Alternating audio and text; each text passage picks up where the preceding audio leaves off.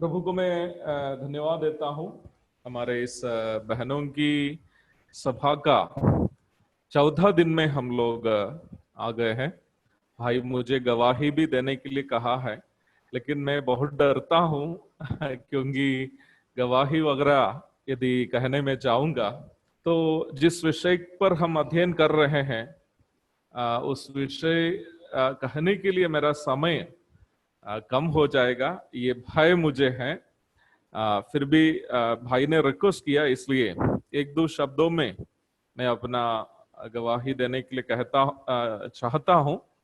और मेरे जन्म जो है एक मसीही परिवार में हुआ और प्रभु की दया से 8 साल की उम्र में मेरा उद्धार हुआ और 16वां साल में मैं बपतिस्मा लेकर के केरल के कुंभनाड नामक स्थानीय कलीसिया में संगति करने लगा। और मेरी भी इच्छा ये थी, जैसे बहुत सारे केरल के मसीहियों की इच्छा है, वैसे मेरी भी इच्छा थी कि कुछ ऐसी पढ़ाई करूंगा जिसके द्वारा मैं भी विदेश जा सकूं। और इस प्रकार इंटरमीडिएट का अध्ययन के बाद मैं एक मेडिकल टेक्नोलॉजी में डिप्लोमा लिया। उसके बाद जो है विदेश जाने की कुछ इच्छा में था। उसी समय में अचानक एक ऐसा मौका मुझे बिहार में आने का मिला और उसके बाद कई बार मैं बिहार से वापस जाने की कोशिश की, लेकिन प्रभु की इच्छा ये थी कि मैं बिहार में ही रहूं। और प्रभु ने मुझे सेवा के लिए बुलाया और 2003 में मेरी शादी हुई। मेरी पत्नी का नाम जास्मिन है। प्रभु हमें 3 बच्चों को दे करके आशीषित किया है। मेरा पहला बेटा क्लास 10 में पढ़ाई कर रहा है, उसका नाम जफिन है। और दूसरी एक बेटी है, उसका नाम जन्ना है, वो क्लास 8 में पढ़ाई कर रही है।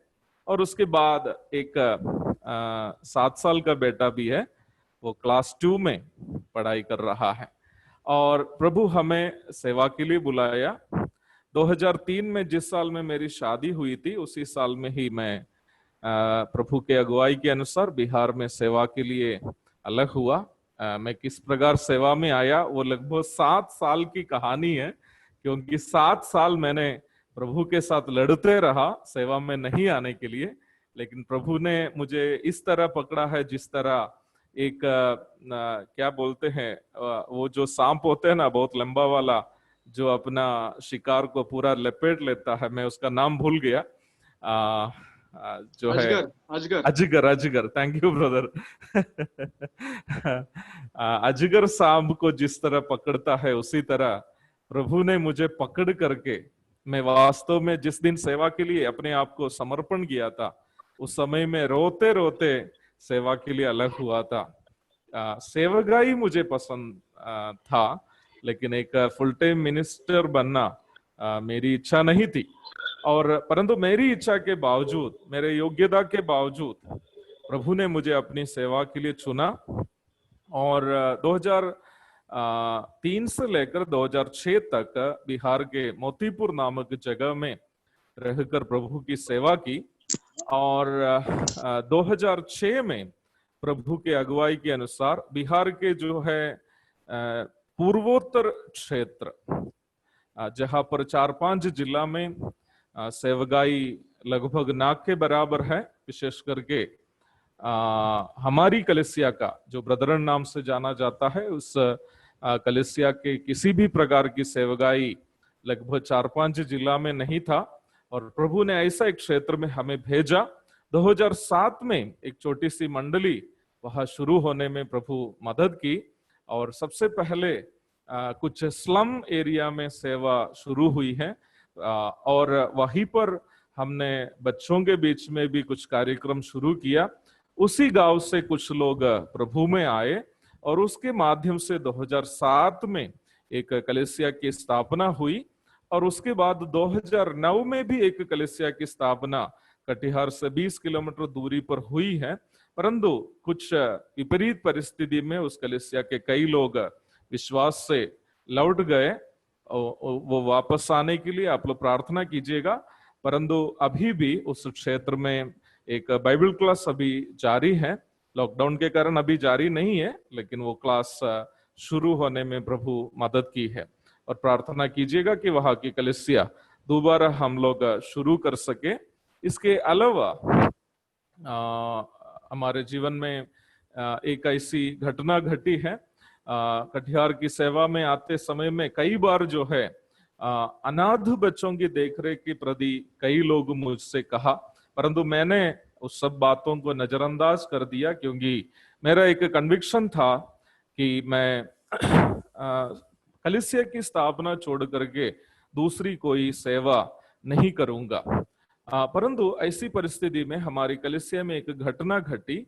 मेरे कलीसिया में एक विधवा बहन थी, उस बहन के 3 बच्चे थे। वो बहन कभी कभी मुझसे शिकायत करती थी कि ब्रदर, मेरे सर में कोई समस्या है और मुझे डर है कि मैं किसी दिन मर जाऊंगी, और कृपया आप मेरे बच्चों को किसी जगह में रख दीजिएगा पढ़ाई लिखाई के लिए। परंतु एक नया विश्वासी होने के कारण मैंने उसको नजरअंदाज कर दिया, और क्योंकि हमारे कलीसिया में और भी कई गरीब लोग हैं, अगर एक व्यक्ति का रखेंगे सबका रखना पड़ेगा, तो मेरी सोच ये थी कि इधर ही हम उसका हेल्प करेंगे। परंतु इसी बीच में उस व्यक्ति की, उस बहन की मानसिक स्थिति गड़बड़ा गया, क्योंकि वो सिस्टर डिप्रेशन से, अवसाद बीमारी से परेशान थी। और बाद में मैंने उनको हॉस्पिटल ले गया, उनका इलाज वगैरह शुरू किया, परंतु उनके रिश्ते के कुछ लोग जो उनके संपत्ति हड़पना चाहता था, वे लोगों ने उस बहन का इलाज वगैरह बंद कराकर जबरदस्ती उसको हमारे पास से ले गया, और उसका इलाज बंद हो गया। दोबारा वो सिस्टर डिप्रेशन के शिकार हो गई, और बड़े दुख के साथ मुझे कहना पड़ता है, डिप्रेशन बढ़ जाने के कारण वो सिस्टर एक दिन फांसी लगाकर खुदकुशी कर ली। और ये मेरे हृदय को जो है बहुत तोड़ा, क्योंकि वो सिस्टर जो मुझसे कहता था वे मेरे हृदय को बार बार छूता था कि ब्रदर, मेरे बच्चों को कहीं रखिए। मैंने बाद में उस बच्चों को बचाने का कोशिश किया, परंतु उस सिस्टर के रिश्तेदार लोग जो अविश्वासी हैं, वे लोगों ने हम लोग देखेंगे बोल करके रख दिया, परंतु वो लोग देखे नहीं, वो बच्चे लोग उधर से सब भाग गया, और आज वो बच्चे लोग कहाँ है मुझे मालूम नहीं है। इस तरह की एक घटना मेरे जीवन में हुई जो मुझको और मेरी पत्नी को बहुत उदास कर दिया है। परंतु एक बच्चों की सेवकाई शुरू करना आसान बात नहीं है, उसके लिए बहुत सारी आर्थिक आवश्यकता है और बहुत सारी सुविधाओं की जरूरत है। और ऐसी ही परिस्थिति में मैं बहुत व्याकुल था, मैं क्या करूं, क्योंकि मुझे एक इच्छा नहीं थी एक ऑर्फनेज खोलना, क्योंकि वो बहुत बड़ी जिम्मेवारी है। मैं अपने घर में भूखे प्यासा रहूंगा, कोई मुझसे पूछने नहीं आएगा, परंतु कुछ बच्चों को मैं रखूंगा और उसको एक टाइम भी यदि मैं भूखा रखूंगा तो लोग मेरे दुश्मन बन जाएंगे, और यहाँ तक सरकार भी मेरे खिलाफ में कार्यवाही करेगी। गांव में वो बच्चा रहकर भूखे मरेगा, कोई पूछेगा नहीं, लेकिन हमारे पास आकर के उस बच्चे को कुछ हो जाएगा तो काफी लोग, यहाँ तक हमारे विश्वासी भाई बहन लोग भी हमारा समर्थन नहीं करेगा। इस तरह का एक विचार था।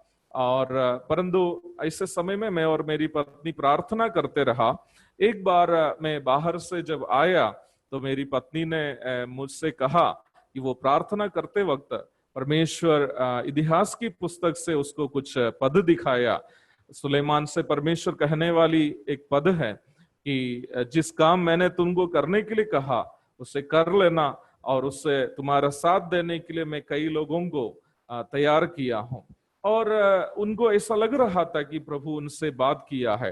बाद में इस विषय को हम लोग प्रार्थना करते रहा, और प्रभु ने इस विषय में हमारी अगुवाई की, और प्रभु की दया से उसी अगुवाई के अनुसार हम लोगों ने विश्वास के द्वारा अनाथ बच्चों को, जिसके माँ बाप नहीं है या दोनों में से एक नहीं हो, ऐसे बच्चों को लेना शुरू कर दिया। एक ट्रस्ट रजिस्टर किया है, सरकारी नियम के अनुसार गुड सामरिटन्स एसोसिएशन इन इंडिया नाम है उस ट्रस्ट का। उस ट्रस्ट के अंडर में वो ऑर्फनेज है। ऑर्फनेज अभी किराए के मकान में चल रहा है। फिलहाल 11 बच्चे हम लोग के पास है। 3 भाई बहन लोग उन बच्चों की देखरेख करने के लिए भी संस्था में रहते हैं और वे लोग उन बच्चों की देखरेख करते हैं, क्योंकि मैं फुल टाइम मिनिस्ट्री में होने के कारण पूरा समय वहां रह नहीं पाता हूँ। तो हमारे मेरी सेवा में सहयोग करने के लिए 3 और भाई बहन लोग भी जो है उस सेवा में सहयोग करते हैं। इस तरह ऑर्फनेज के बच्चे भी, ऑर्फनेज की सेवा भी कटिहार में चल रही है। इसके अलावा प्रभात मनन सेवगाई के बारे में आप सुने होंगे। हम लोग एक मैगजीन चलाते थे साक्षी नाम से, वो बंद हो गया। तत्पश्चात हम लोग प्रभात मनन की सेवगाई शुरू किया है। काफी लोग उस सेवगाई के द्वारा वचनाध्ययन कर रहे हैं और इस प्रकार कटिहार की छोटी सी सेवगाई जारी है और आप सभी हम लोग के लिए आगे भी प्रार्थना करेंगे। मेरा 15 मिनट और भी और चला गया, मैं और आगे गवाही के रूप में कुछ कहना नहीं चाहता हूं। इसके अलावा एक बहन मुझे एक सवाल किया है, एक ही सवाल अभी तक मिला है और एबेनेजर ब्रदर तो सवाल पूछने के लिए बहनों से कहा, लेकिन एक ही बहन अभी तक कोई सवाल किया है। मुझे नहीं पता कि दूसरे बहन लोग क्यों सवाल नहीं किया। सवाल नहीं करने के 2 ही कारण हो सकता है। एक, जो सुना है कुछ भी नहीं समझ में आया, तो जब समझ में नहीं आया तो कोई सवाल तो आएगा नहीं। दूसरा कारण ये हो सकता है कि सब कुछ समझ में आ गया। अब सब कुछ समझ में आ गया है, तब उसमें कोई सवाल आ नहीं सकता है। लेकिन इसके बीच में एक समस्या है। अगर आधा समझ में आया और आधा समझ में नहीं आया तो वो एक बड़ी समस्या है। हमारी मलयालम भाषा में एक कहावत है, मैं अक्सर उसको हिंदी में अनुवाद करके हमारे भाई बहनों को सुनाता हूं, तो वो मैं आप लोगों को भी सुनाना चाहता हूं। वो कहावत इस प्रकार है, जो बात समझ में नहीं आई उसे यदि कहेंगे कि समझ में आई, तो जो बात समझ में आई वो भी समझ में नहीं आएगी। समझ में आ गया ना? नहीं जो बात समझ में नहीं आई, अगर आप कहेंगे कि समझ में आ गया, तो जो बात समझ में आ गया वो भी समझ में नहीं आएगा। समझ में आ गया होगा ना? तो मुझे पता नहीं और सब बहन लोग क्यों सवाल नहीं किया। मैं विश्वास करता हूं आपको प्रभु अनुग्रह दिया कि बातों को आप समझ गए हैं। तो एक सिस्टर जो सवाल किया है, वो सवाल इस प्रकार है, मैं उसको पढ़ना चाहता हूं। In Indian society, having a girl child, baby girl delivering is a social stigma. People will tease the woman if she is not having a baby boy. Female feticide and all such dirty things will going on. I have seen in Christian people also, they will not happy when the women will have a baby girl and not a baby boy. And the feeling of inferiority will start in the women. It will really affect in the emotionally and spiritually. And the thinking will start that really that women delivering baby girl and not a boy. Is it she cursed or done any sin? So many thinking will arrive. How to tackle, brother? This is the question. मैं English नहीं समझने वालों के लिए भी बोलना चाहता हूँ। सिस्टर का सवाल यह है, हमारे भारतीय जो समाज में जो है सिस्टर लोगों को, जो शादीशुदा सिस्टर लोगों को, बहनों को बार बार लड़की पैदा होती है, तो एक प्रकार का जो है एक शर्म का एहसास बहनों के मन में आता है कि बार बार लड़की ही क्यों पैदा हो रहा है, लड़का क्यों नहीं पैदा हो रहा है। ये सोच भारतीय समाज में है और कई हद तक मसीही लोगों के बीच में भी है। और मुझे नहीं पता विश्वासी घर में होता कि नहीं, परंतु बाहर में जो है बार बार लड़की को पैदा करने के कारण कई पुरुष लोग अपनी पत्नियों को सताते भी हैं। मैं सबसे पहले करूंगा, लड़की पैदा होने के कारण जो पति अपने पत्नी को पीटता है वो इसलिए ऐसा करता है क्योंकि उनको पिटाई नहीं लगी है, इसलिए है। ऐसा लोगों को सही में पिटाई लगनी चाहिए। बुरा नहीं मानना, एक इवेंजलिस्ट से आप लोग ये बात उम्मीद नहीं करता होगा, क्योंकि मैं कारण बताना चाहता हूं। लड़की या लड़का पैदा होने के पीछे बहनों की कोई जिम्मेदारी नहीं है। बहनों को इसमें कोई जिम्मेदारी नहीं है। लड़की पैदा होने के कारण किसी पत्नी को कोई पुरुष जो है शब्दों से भी अगर बेइज्जती करता है, वो बेवकूफ है, मूर्ख है। वो पता नहीं हमारे भारतीय पुरुष लोगों में, सब लोग नहीं, कुछ लोग ऐसा क्यों होते हैं। मैं दो जवाब इस संदर्भ में देना चाहता हूं। सबसे पहले परमेश्वर का वचन से कहना चाहता हूं।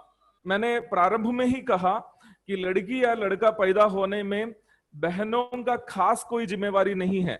अगर जिम्मेवारी है, उतना ही जिम्मेवारी है जितना पति को है। पति को जितना जिम्मेवारी है उतना ही पत्नी की भी है।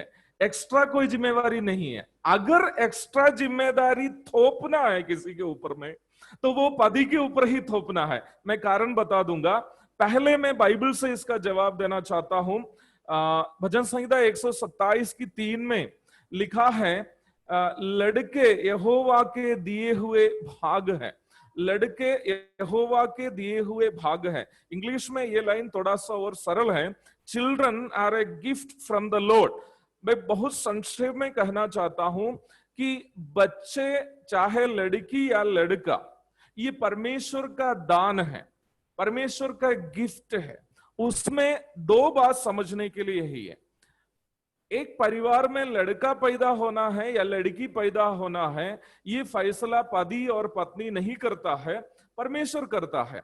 जब तक लड़का या लड़की पैदा नहीं होता है, तब तक जो है कोई इस बात को जानता नहीं है कि लड़का पैदा होगा कि लड़की पैदा होगा। ऐसे संदर्भ में ये बात कैसे कह सकते हैं कि महिला ने लड़की को पैदा किया है। और दूसरी बात, ये परमेश्वर का दान है। मैं अपने घर में इस बात अपनी पत्नी के साथ भी कहता हूं, मेरे बच्चों के साथ भी इस बात को मैं कहता हूं कि बच्चे हमारा प्राइवेट प्रॉपर्टी नहीं है। हमारे माता पिता का एक गलत फहमी यह है कि हमारे बच्चे जो है, हमारा जो है प्राइवेट प्रॉपर्टी है, ये मेरा बच्चा है। किसी के भी बच्चा अपना नहीं है, ये परमेश्वर के द्वारा दिया गया है, परमेश्वर का प्रॉपर्टी है। बच्चे का हम माँ बाप केवल देखरेख करने वाले हैं। We are just the caretakers of our children.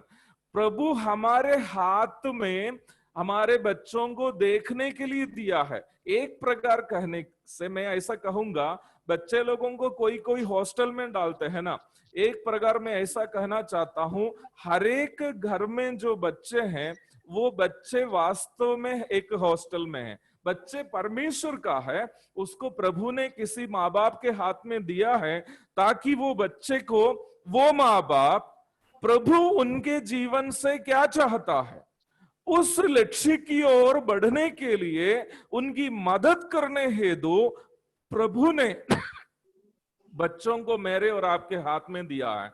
अगर हम सोचते हैं कि मेरा बच्चा, तेरा बच्चा, ये सब गलत सोच है। बच्चे हमारे किसी के नहीं हैं। हम में से कोई एप्लीकेशन नहीं दिया ना परमेश्वर को, हाँ प्रभु मुझे 2 लड़का और 1 लड़की चाहिए, तब प्रभु बोला चलो तुझको 2 लड़का और 2 लड़की। कोई बोला मुझे 1 लड़का और 1 लड़की चाहिए, तो प्रभु उसको 1 लड़का और 1 लड़की को दिया। ऐसा होता है क्या?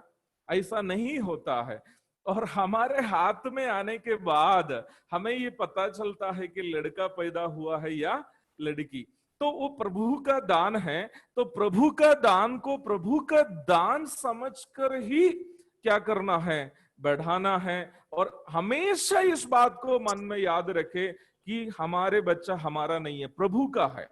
इसलिए बच्चों को प्रभु का भय मानने के लिए सिखाना है। और माँ बाप भी ये बात सोचना है कि आप अपने बच्चों से क्या चाहता है, वो बनाने के लिए प्रभु आपके बच्चों को आपके हाथ में नहीं दिया है, परंतु प्रभु उनके जीवन से क्या चाहता है वो बनाने के लिए आप उनकी मदद करें।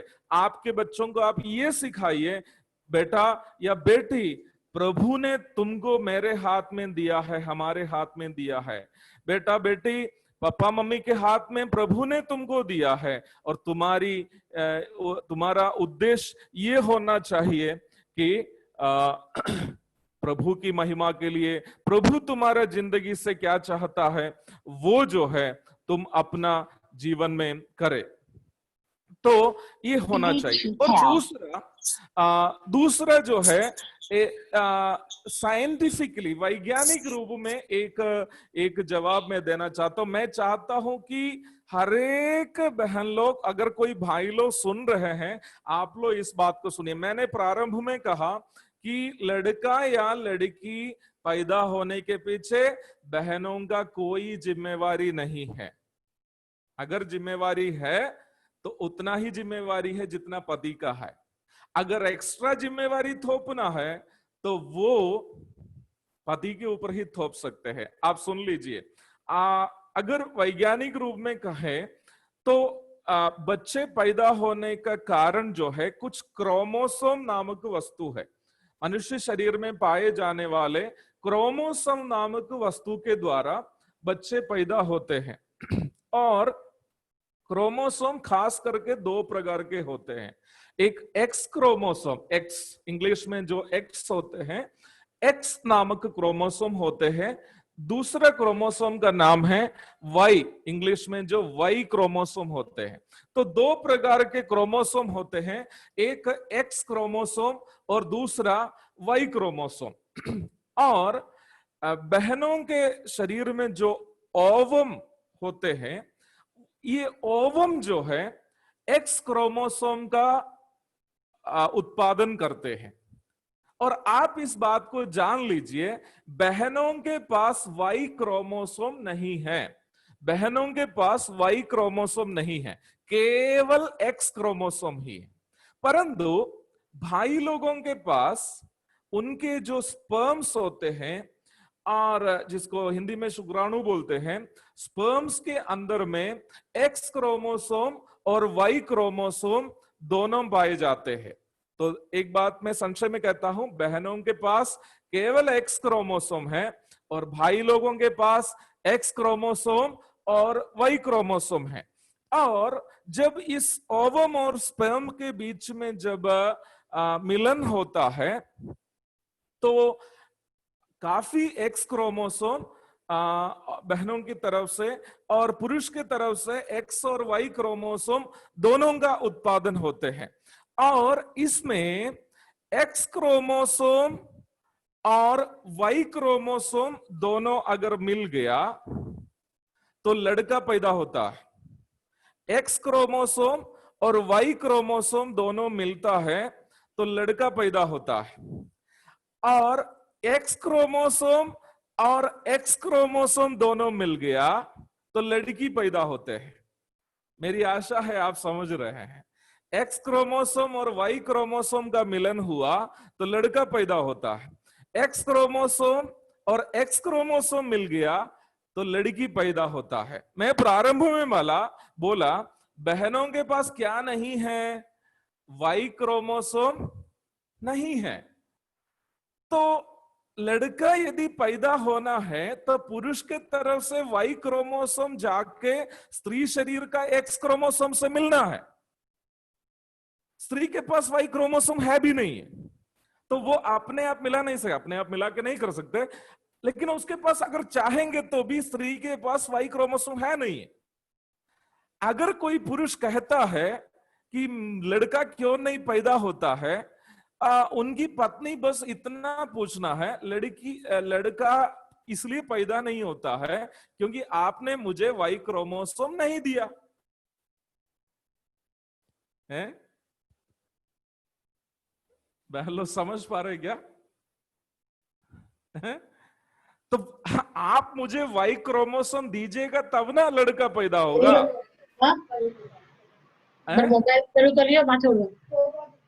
तो ये मैं स्पष्ट रूप में ये बात कहना चाहता हूं कि लड़का या लड़की पैदा होने में बहनों का खास कोई जिम्मेवारी नहीं है। अगर बार बार लड़की पैदा होती है उसका कारण इतना है, पुरुष शरीर से एक्स क्रोमोसोम आकर स्त्री शरीर का एक्स क्रोमोसोम से मिला है। अगर वाई क्रोमोसोम आके मिलता तो लड़का पैदा होता। तो जिम्मेवारी पुरुष को भी इसमें जिम्मेवारी नहीं है, क्योंकि परमेश्वर ये सब करता है। लेकिन अगर जबरदस्ती जिम्मेदारी थोपना है, क्यों लड़का पैदा नहीं होता है, तो वास्तव में ये सवाल सिस्टर लोगों को, पति लोगों से पूछना है। आप बार बार एक्स क्रोमोसोम ही क्यों भेज रहे हो यार? कभी कभार थोड़ा थोड़ा वाई क्रोमोसोम भी भेज दो, तब ना कोई लड़का पैदा होगा। परंतु उल्टा जो है ये सवाल क्या कर रहा है, ये तो भारत का अभी राजनीति का तरह हो गया है।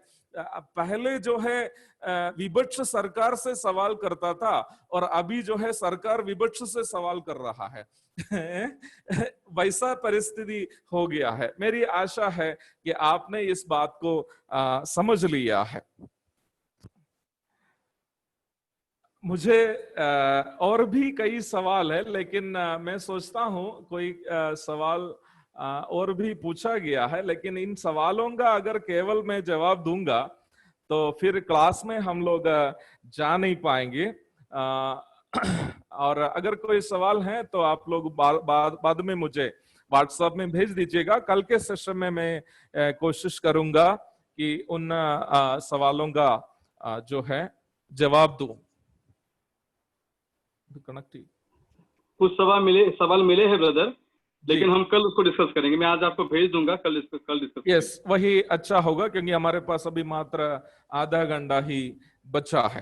तो पिछले दिन हम लोग जब इस क्लास को समाप्त कर रहे थे, उस समय में हम लोग मनन कर रहे थे कि हम लोग पिछले सत्र में महिला एक प्रतिनिधि, इस विषय पर हम लोग चर्चा किए थे। सबसे अंत में हम लोग चर्चा किए हैं पब्लिक प्लेस में, आम क्षेत्रों में, कलीसिया में, समाज में, हर जगह में बहनों के द्वारा कलीसिया के प्रतिनिधि के रूप में निभाने की कुछ जिम्मेवारियों पर हम लोग सबसे अंत में संक्षेप में मनन किए थे। मैंने सबसे पहला सत्र में जो बात कही थी उसको मैं दोहराना चाहता हूं। बहनों के संबंध में नए नियम में जितनी भी पद दी गई हैं, उन सभी पदों को एफेसियों की पत्री 5 के 22 से 32 तक के पद के आधार पर, अर्थात बहनों को सार्वलौकिक कलीसिया के प्रतिनिधि के रूप में उस परिवेश में समझना चाहिए, तभी उन पदों को हम आत्मिक रूप में समझ पाएंगे। तो आमतौर पर बहनों के द्वारा कलीसिया के प्रतिनिधि के रूप में निभाने की कुछ जिम्मेवारियों को मैं सबसे अंत में कह रहा था। पहले है लंबा बाल रखना, पहला कुरिन्थी 11 अध्याय उसके 14, 15 और 16। उसका मतलब ये था कि परमेश्वर चाहता है कि पुरुष और स्त्री के बीच में खास अंदर दिखना चाहिए, और स्त्री कलीसिया का प्रतिनिधि है, और प्रभु चाहता है कलीसिया और संसार के बीच में अंदर होना चाहिए। दूसरी बात हम लोग जो है मनन कर रहे थे कि संकोच और संयम के साथ वस्त्र धारण करना है।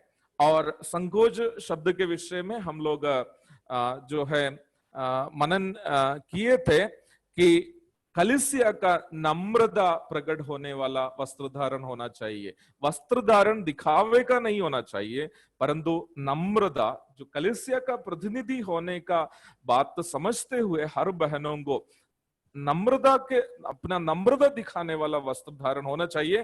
दूसरा संयम के साथ होना चाहिए, अर्थात it should have been with discernment, अर्थात आत्मिक परख के साथ वस्त्र धारण करना चाहिए, ताकि हर एक प्रभु का भय मानने वाली बहन यह बात सोच करके वस्त्र धारण करे कि मेरे वस्त्र धारण किसी को पाप करने के लिए प्रेरित नहीं करे।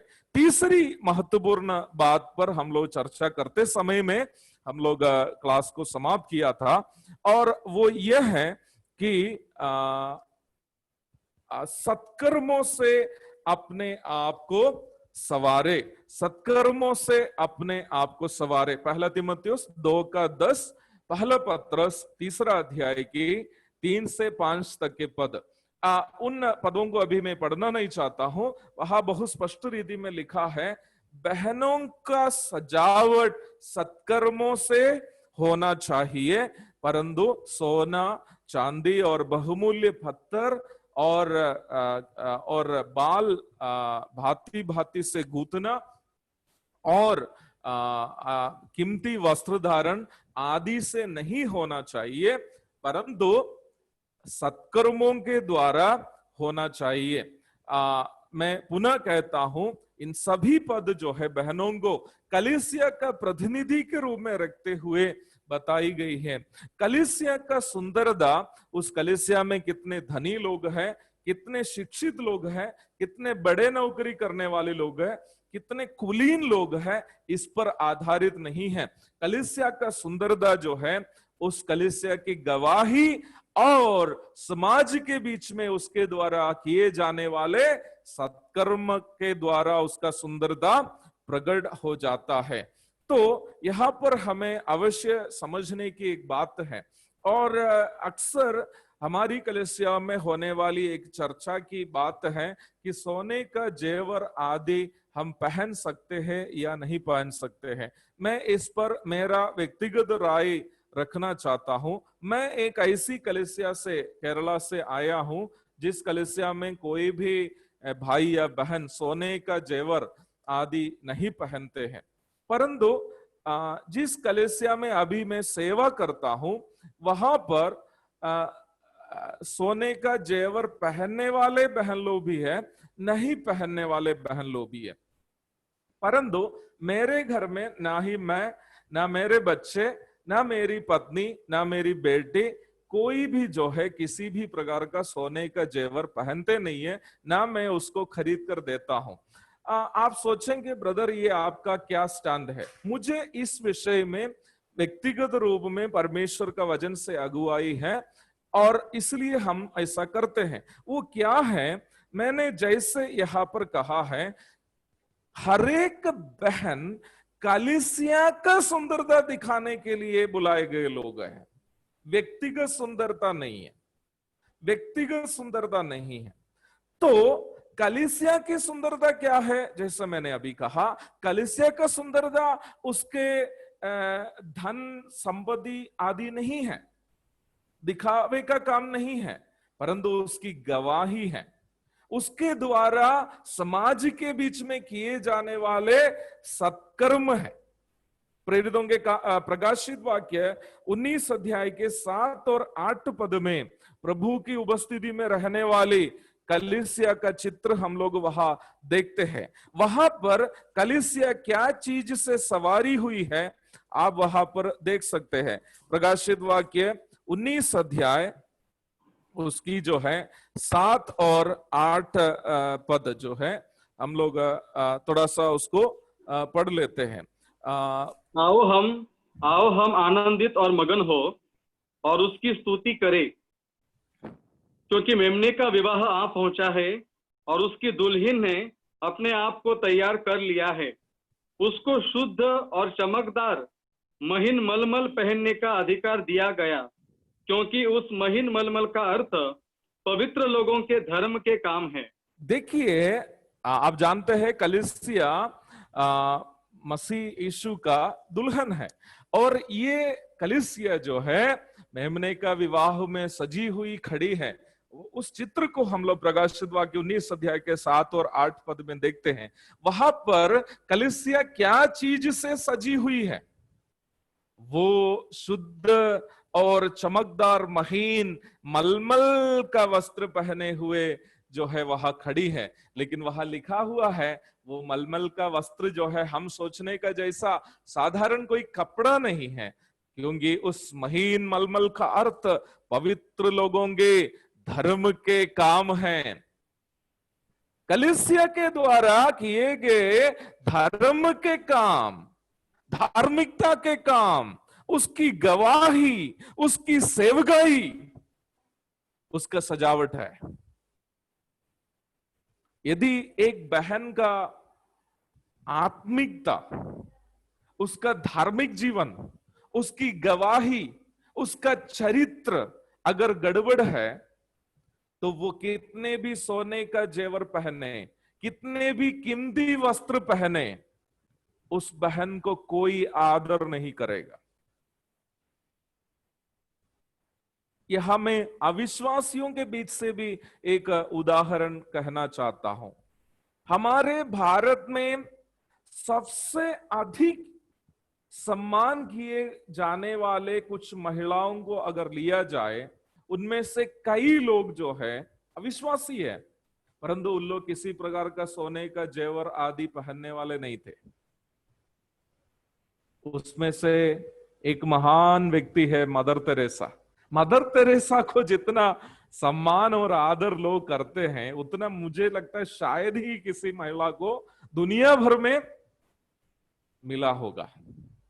वो महिला मदर तेरेसा, उसके वस्त्र धारण, उसका बाल गूंथना और उसका जेवर के कारण सम्मानित नहीं हुए, परंतु उसके कर्म के द्वारा, उसके धर्म के काम के द्वारा जो है सम्मानित हुए हैं। कलीसिया का सम्मान का आधार उसका दिखावे का काम नहीं होना चाहिए, उसकी गवाही होना चाहिए। ये एक आत्मिक परिपक्वता की बात है। जो बहन लोग इस आत्मिक परिपक्वता की बात समझते हैं, वो मुझे लगता है जेवर नहीं पहनेगा, क्योंकि उसको समझ में आएगा ये केवल दिखावे का काम है। इसको पहनने से और नहीं पहनने से लोग मेरा ज्यादा सम्मान करने वाला नहीं है। ये आध्यात्मिक सच्चाई जो बहन समझ पाती है, वो जेवर नहीं पहनेगी। हाँ, आजकल कुछ ऐसे भी बहन लोग, कुछ लोग बिना समझे भी नहीं पहनते हैं। मैं उस पर कुछ चर्चा नहीं करना चाहता। जो नहीं पहनते हैं वो इस बात को समझकर नहीं पहने। मेरे घर में भी और मेरे कलीसिया में भी ऐसे बहन लोग हैं जो इस सच्चाई को समझे हैं। जो पुराने बहन लोग हैं, उसको मैंने खुद नहीं बोला कि आप उतार दीजिए, परंतु इस आध्यात्मिक सच्चाई को वो लोगों ने जब समझा, वो लोग खुद उतार दिया, खुद उतार दिया। तो एक मसीही बहन सबसे पहले इस बात को समझे कि उसका आध्यात्मिक दायित्व क्या है। उसका आध्यात्मिक दायित्व क्या है? उस आध्यात्मिक दायित्व को समझेंगे, वो आत्मिक जीवन को ज्यादा महत्व देगा।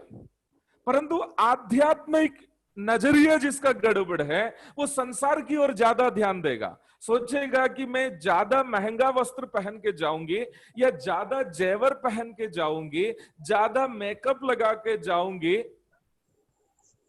तो लोग मेरा ज्यादा सम्मान करेगा।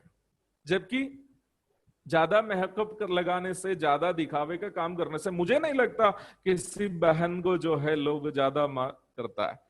वर्तमान संसार का एक, हमारे भारत का एक महिला है, बहुत ही सम्मानित एक महिला है, ममता बनर्जी। ममता बनर्जी को थोड़ा ध्यान देखिएगा, बहुत ही सरल वस्त्र धारण है उसका, रबर का चप्पल पहन के चलती है। क्या उसके कारण तुमने महंगा कपड़ा नहीं पहना बोल करके उसको कोई सम्मान नहीं देगा क्या? ममता बनर्जी ना केवल पश्चिम बंगाल में, पूरे भारत में सम्मानित एक महिला है। ये एक, मुझे लगता है ये कोई बहुत दार्शनिक बात नहीं है, थोड़ा सा अक्ल बुद्धि की बात है, थोड़ा सा अक्ल बुद्धि की बात है।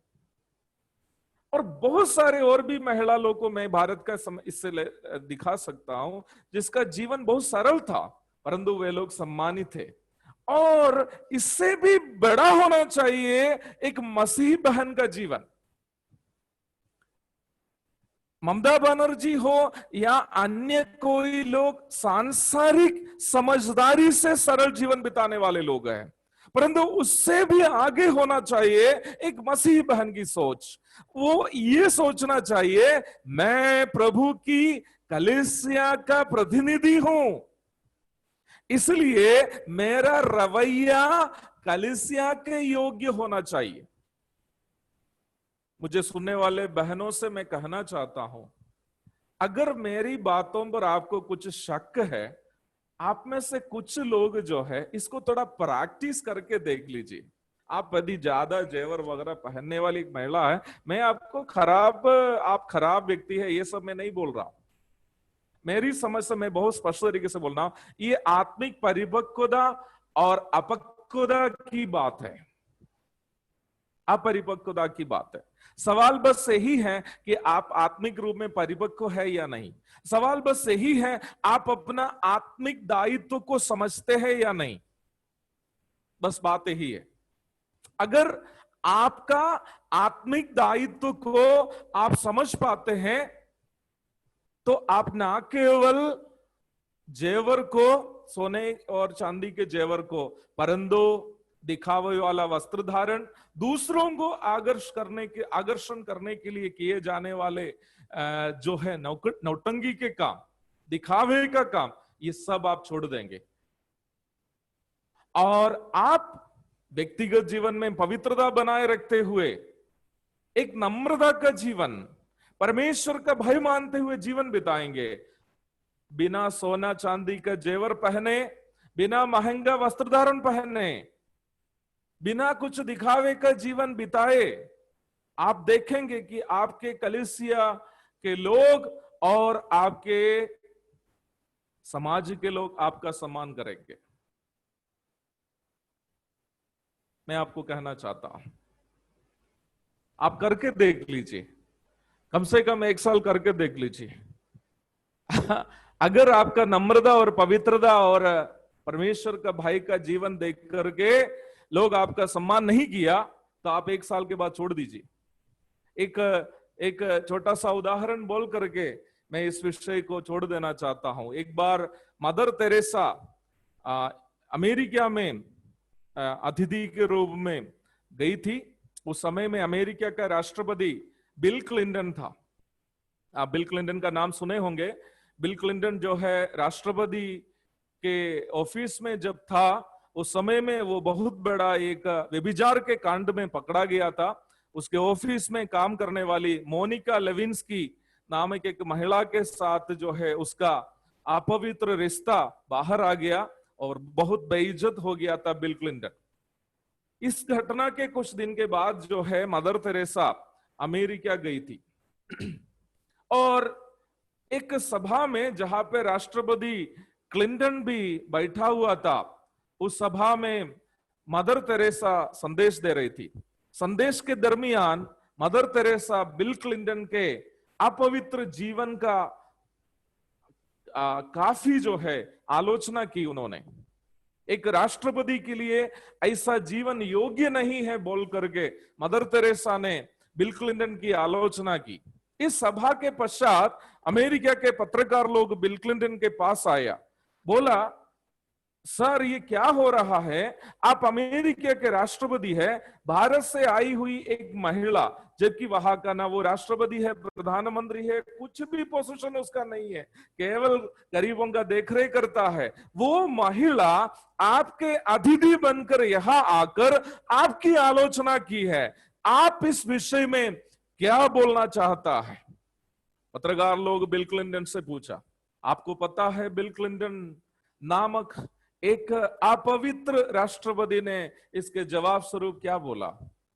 बिल क्लिंटन ने ऐसा कहा, O Mother Teresa, what a holy life that is, वो कितना पवित्र जीवन है, इतना पवित्र एक महिला के सामने मैं अमेरिकी राष्ट्रपति कौन हूं। Who am I, the American president, in front of such a lady who is leading such a holy life? इतना पवित्र जीवन बिताने वाले एक महिला के सामने मैं अमेरिकी राष्ट्रपति कौन हूं। बिल क्लिंटन जब अमेरिका का राष्ट्रपति था उस समय में उनका बयान है ये। मेरे प्यारो, पवित्र जीवन को आप कम मत समझिए।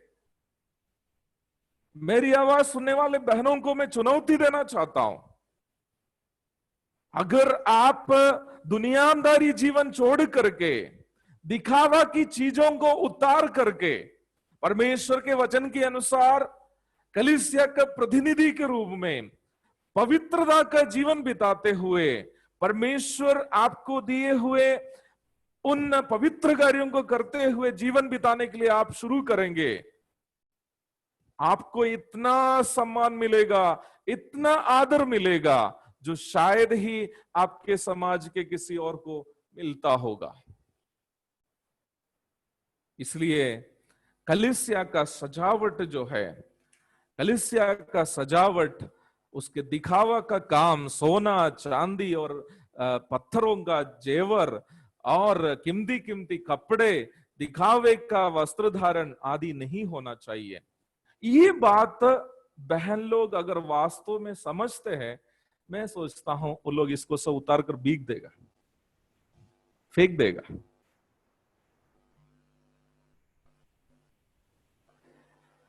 हमारा आज का विषय वास्तव में महिला एक सेविका के रूप में,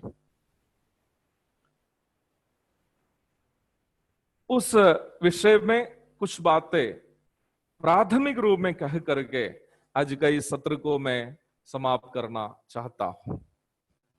ये एक जारी रहने वाला अध्ययन होने के कारण पीछे की बातों को यदि मैं नहीं बोलूंगा तो आगे की बात नहीं समझ पाएंगे, इसलिए मैं पीछे से भी कुछ बातें कह रहा था। कल एक और दिन हमारे सामने है, मेरी आशा है इस विषय को मैं कंप्लीट कर पाऊंगा। बहनों को जो है हमारा जो तीसरा विषय है, 3 विषय को हम लोग लिए थे। जो है बहन महिलाएं एक सहायक के रूप में एज ए हेल्पर, दूसरा महिला एक प्रतिनिधि के रूप में एज ए रिप्रेजेंटेटिव, और तीसरा है महिला एक सेविका के रूप में एज ए मिनिस्टर। बहनों को एक सेविका के रूप में भी बाइबल में बताया गया है, अर्थात बहनों के द्वारा किए जाने वाली सेवाएं। इसी संबंध में जो है कुछ बातें प्राथमिक रूप में मैं कहना चाहता हूं और विस्तृत रूप में प्रभु दया करेंगे तो कल हम लोग चर्चा करेंगे। और इस विषय की ओर जाते समय सबसे पहले हमें समझने की एक बात है, परमेश्वर की कलीसिया में हरेक विश्वासी को, हरेक विश्वासी बोलने पर आप मेरी बात को समझ पा रहे होंगे, हरेक विश्वासी का मतलब केवल भाई नहीं है, केवल भाई नहीं है। हरेक विश्वासी को प्रभु अपना आत्मिक वरदान देकर आशीषित किए हुए हैं। पहला कुरिन्थियों 12 अध्याय की पहली पद और 4 से लेकर 7 तक के पद, इस संदर्भ में थोड़ा सा हम लोग पढ़ते हैं। कुरिन्थियों की पहली पत्री 12वां अध्याय पहली पद को पढ़ेंगे, उसके बाद 4 से 7 तक। हे भाइयों, मैं नहीं चाहता कि तुम आत्मिक वरदानों के विषय में अनजान रहो। वचन 4 से आगे, वरदान तो कई प्रकार के हैं, परंतु आत्मा एक ही है, और सेवा भी कई प्रकार की है, परंतु प्रभु एक ही है, और प्रभावशाली कार्य कई प्रकार के हैं, परंतु परमेश्वर एक ही है, जो सब में हर प्रकार का प्रभाव उत्पन्न करता है, किंतु सबके लाभ पहुंचाने के लिए हर एक को आत्मा का प्रकाश दिया जाता है। यहां पर बहनों की सेवकाई के बारे में यदि समझना हो, सबसे पहले समझने की बात 12वां अध्याय की पहली पद में लिखा है। वह क्या लिखा है भाइयों? यह भाइयों शब्द को आप गलत मत समझिएगा। हिंदी बाइबल पढ़ते समय में मुझे कभी कभी बहुत दुख भी लगता है। बहन लोग थोड़ा सोचेंगे कि इसमें तो कुछ भी हमारे लिए तो नहीं लिखा, सब जगह है भाइयों, है भाइयों, है भाइयों करके लिखा है बहनों करके कहीं लिखा है क्या हिंदी बाइबल में? हिंदी बाइबल में आप शायद ही कहीं नहीं है बहनों करके।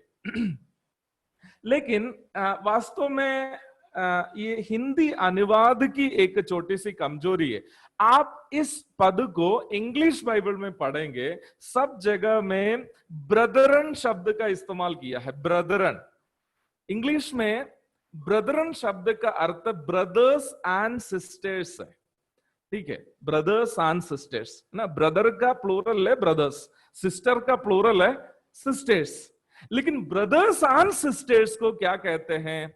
ब्रदरन शब्द का इस्तेमाल किया है। यूनानी बाइबल में एडल्फोई शब्द का इस्तेमाल किया है, जिसका अर्थ है भाई और बहनें। तो 12वां अध्याय की पहली पद में जो बातें कही गई हैं, ये केवल भाइयों के लिए नहीं है। तो प्रिय बहनों, आप अपनी सेवकाई के बारे में यदि समझना चाहता है, सबसे पहले आपको क्या समझना है? वहां लिखा है, मैं उसको यूनानी बाइबल के अनुसार पढ़ना चाहता हूं, है भाई बहनों, मैं नहीं चाहता कि तुम आत्मिक वरदानों के विषय में अनजान रहो। बाइबल का एक अलग विषय है आत्मिक वरदान, उसके विषय में बहुत ज्यादा बोलने के लिए मेरे पास समय नहीं है, लेकिन मैं संक्षेप में आपकी जानकारी के लिए मैं कहना चाहता हूं, उद्धार पाने वाले हरेक विश्वासी को, every brother and every sister, हर एक को प्रभु देने वाले आत्मिक आशीषों में से एक है आत्मिक वरदान। ढेर सारे आत्मिक आशीष प्रभु एक व्यक्ति जो विश्वास में आता है उनको देता है। अगर उसमें से कुछ आपको समझना है, एफेसियों की पत्री 1 अध्याय, 2 अध्याय और 3 अध्याय समय निकाल कर आप पढ़ लीजिएगा। वहां बहुत सारी ऐसी आशीषों की सूची दी है जो भाई बहन दोनों को दिया है। उद्धार दिया है, छुटकारा दिया है, पवित्र आत्मा को दिया है, और स्वर्गीय स्थानों में बैठाया गया है। ये सभी आत्मिक आशीष केवल भाइयों को नहीं दिया है, भाई बहन दोनों को दिया है। तो अपनी आत्मिक सेवकाई के बारे में यदि कोई समझना चाहता है, सबसे पहले उनको क्या समझना है? प्रभु उनको क्या आत्मिक वरदान दिया है, उस बात को समझना है। ये प्रभु जो है आत्मिक वरदान किस लिए दिया है, किस लिए दिया है? आप एफेसियों की पत्री 2 अध्याय के 10 पद को पढ़िएगा। एफेसियों की पत्री 2 अध्याय की 10 पद। थैंक यू एबनेस्टर ब्रदर, 10 मिनट और मुझे दिया गया है, मैं पूरा कोशिश करूंगा, उसके अंदर ही बंद करूंगा। एफेसियों की पत्री 2 अध्याय की 10 पद को भी हम लोग पढ़ते हैं। प्रभु हमें इस आत्मिक वरदानों को क्यों दिया? क्योंकि हम उसके बनाए हुए हैं और मसीह यीशु में उन भले कामों के लिए सृजे गए, मसीह यीशु में उन भले कामों के लिए सृजे गए जिन्हें परमेश्वर ने पहले से हमारे करने के लिए तैयार किया गया। हम सब विश्वास में आने के पहले ही प्रभु हमारे द्वारा मतलब प्रत्येक विश्वासी के द्वारा पूरा करने के लिए कुछ भले कामों को करके रखा है। आप इन भले कामों को प्रकाशित वाक्य 19 अध्याय से पढ़े हुए उस भले कामों से आप जोड़ के समझना चाहिए, ठीक है? यीशु मसीह की कलीसिया जो है भले कामों से सजी हुई, महीन मलमल के वस्त्र पहने हुए जो है स्वर्ग में खड़ी है। आपने उसको प्रकाशित वाक्य से देखे हैं। तो ये भले काम क्या है? जेबी के साइमन और उनकी पत्नी जास्मिन, हम सबके जन्म के पूर्व ही प्रभु कुछ भले कामों को पहले से तैयार करके रखा है। ये केवल भाई लोगों के लिए नहीं है। ये गलत धारणा है कि कलीसिया में बहनों की कोई सेवा नहीं है। प्रभु भले कामों को हर एक व्यक्ति के द्वारा करने के लिए पहले से दिया है, ठीक है? अब उन भले कामों को करने के लिए प्रभु क्या किया है? तीतुस की पत्री 2:14 में भी आप इसी संदर्भ इसी प्रकार के पद को देख सकते हैं। आप लोग टाइम निकाल करके जो है आप इस बात को पढ़ लीजिएगा। और ये अच्छे कर्म क्या है? ये अच्छे कर्म में यहां बताया गया भले काम और अच्छे काम, उसके विषय में जल्दी एक शब्द और कहना चाहता हूं। ये भले काम वो नहीं है जो हम अपनी समझदारी के अनुसार करते हैं। हमें किसी पर दया आई तो तुरंत हम लोग कुछ कर दिए। आपको दया आई तो कर सकते हैं, सही आदमी है तो। लेकिन बाइबल में बताया गया भले काम वो नहीं है जो हम लोग अपनी समझदारी के अनुसार करते हैं। आज बहुत सारे लोग बहुत कुछ करते हैं अपने मर्जी से, उसके बाद लोग सोचते हैं हम भले काम कर रहे हैं। मेरे प्यारो, मैं बहुत स्पष्ट तरीके से आपको कहना चाहता हूं, भले काम वो नहीं है कि जो मैं और आप अपनी समझदारी के अनुसार करना चाहता हूं। उसका अपना समझदारी के अनुसार हम लोग करने वाला भले काम के एक खतरा मैं बोल सकता हूं। एक बार एक सुसमाजिक प्रचारक हमसे कहा कि उनको चलने फिरने, वो दिल का बीमारी से ग्रसित एक व्यक्ति था। उन्होंने हमसे कहा कि भाई मुझे यात्रा करने में बहुत परेशानी है, मुझे एक बाइक चाहिए। तो मुझे काफी दया आई उनके ऊपर में, और मैंने क्या किया, सोचा कि ये तो बीमार व्यक्ति है, इनकी मदद करनी चाहिए, है ना। मेरे अंदर में एक दया अंकुरित हो गई।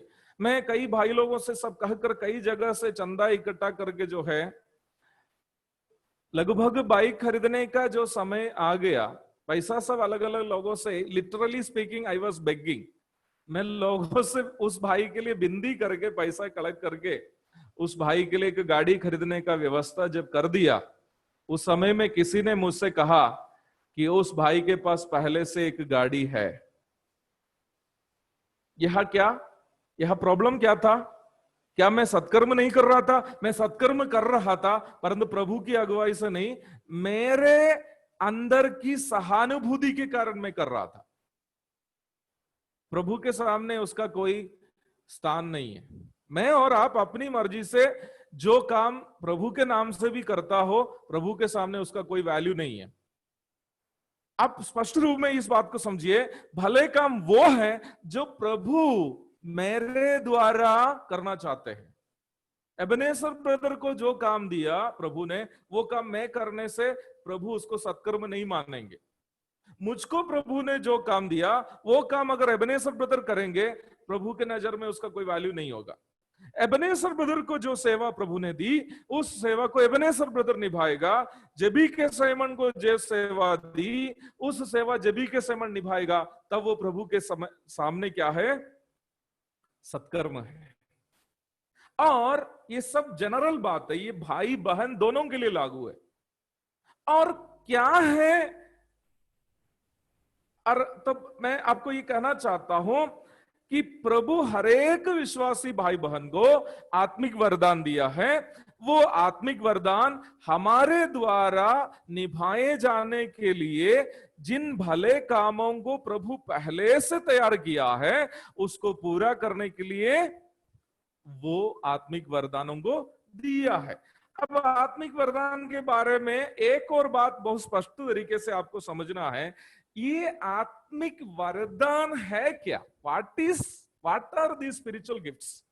What are the spiritual gifts? पहला कुरिन्थी 12:7, एबेनेजर ब्रदर थोड़ा सा उसको पढ़ेंगे। 1 Corinthians chapter 12 verse 7, पहला कुरिन्थी 12:7। किंतु सबके लाभ पहुंचाने के लिए हर एक को आत्मा का प्रकाश दिया जाता है। देखिए वहां पे उस पद को पीछे से पढ़कर आएंगे तो आप समझ जाएंगे। हम लोग पहले पढ़े थे, इसलिए मैं पीछे से नहीं पढ़ रहा था। सबको आत्मिक लाभ पहुंचाने के लिए आत्मिक वरदान दिया जाता है। वहां पर आत्मिक वरदान क्या है बताया गया है। वह क्या दिया है? आत्मा का प्रकाश दिया गया है। The manifestation of spirit has been given. आत्मिक वरदान वो नहीं है जो हम अपनी क्षमता के अनुसार करते हैं। मैं बहुत बड़ा पहलवान हूं, इसलिए मैं 10 आदमी को मार गिराया, वो आत्मिक वरदान नहीं है। आत्मिक वरदान जो है आत्मा का प्रकाश है। आत्मा हमारे कामों के द्वारा परमेश्वर का आत्मा प्रकट हो जाना। दूसरे कुरिन्थी में जब हम लोग आते हैं, वहां पर पौलुस प्रभु से प्रार्थना करते हुए हम लोग पढ़ते हैं। पौलुस बीमार हो गया, 3 बार प्रार्थना की, प्रभु ने क्या चंगाई दिया? प्रभु चंगाई नहीं दिया। यहाँ पे तो छोटा छोटा प्रचारक लोग तो पूरा चंगाई का बिजनेस कर रहा है, बोला कि आइए चंगाई दे दूंगा, लेकिन पौलुस तो 3 बार अपने लिए प्रार्थना किया, प्रभु चंगाई नहीं दिया। प्रभु उसको क्या बोला? मेरा अनुग्रह तेरे लिए काफी है, मेरा अनुग्रह तेरे लिए काफी है। ठीक है।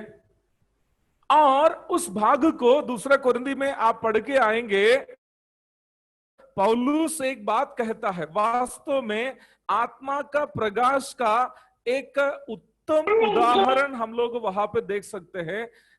मैं चाहूंगा ब्रदर से पढ़ेंगे 2 कोरिन्थियंस, कुरिन्थियों की दूसरी पत्री, उसका 12वां अध्याय 9 से लेकर 9 और 10 पद को पढ़ेंगे। कुरिन्थियों की दूसरी पत्री 12 का 9 और 10। पर उसने मुझसे कहा, मेरा अनुग्रह तेरे लिए बहुत है, क्योंकि तेरे लिए बहुत है। हाँ, क्योंकि मेरी सामर्थ्य निर्बलता में सिद्ध होती है। मेरी सामर्थ्य निर्बलता में सिद्ध होती है, दुर्बलता में सिद्ध होती है। आत्मा का काम यही होता है। पौलुस, कुछ लोग कहेंगे पौलुस बहुत ज्ञानी था इसलिए इतना पुस्तक लिखा, लेकिन पौलुस से पूछेंगे, पौलुस आपने इतनी पत्रियों को कैसे लिखा? आप इतनी सेवा कैसे की? क्या आप बहुत पंडित था इसलिए किया है? पौलुस कहता है, परमेश्वर की सामर्थ्य जो मेरे दुर्बलता में बढ़ती रहती है, उसके कारण मैंने सेवा की। मेरी आवाज सुनने वाले प्रिय भाई बहनों से मैं इस संदर्भ में कहना चाहता हूं, प्रभु आप सबको भी ऐसा ऐसा आत्मिक वरदान दिया है।